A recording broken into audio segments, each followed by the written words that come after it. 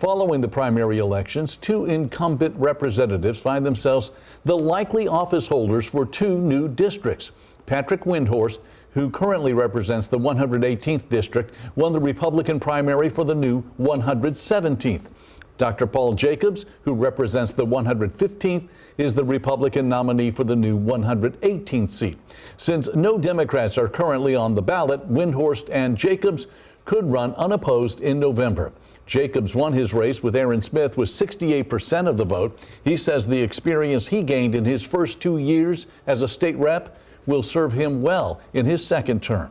That experience level is irreplaceable. And then also to have good friends on both sides of the aisle, that's irreplaceable. Once you get those first couple of years, it is extremely important that once you have things that are being voted on and actually passed, you can't replace that. And that's what I have to offer, that experience level.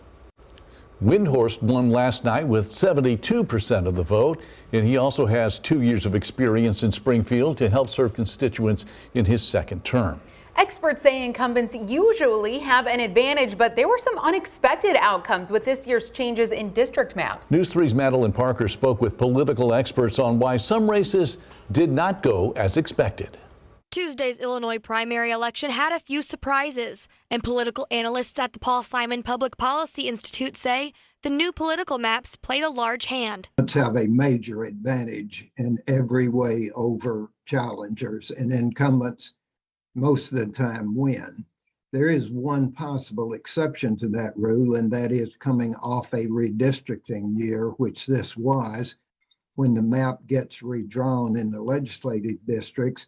If you're going to beat an incumbent, that's the time you can do it. Representatives Paul Jacobs and Patrick Windhorst proved this, winning their seats following the redistricting, Jacobs moving from the 115th district to 118th, and Windhorst moving from the 118th to the 117th district. But redistricting can be tricky, as when incumbents Mary Miller and Rodney Davis both fought for the new 15th district, which encompassed most of Davis's old district. The 15th district looked like a district that was more friendly to Davis, and I was surprised that she was able to beat him. And in the gubernatorial race, Senator Darren Bailey secured 58% of Republican votes.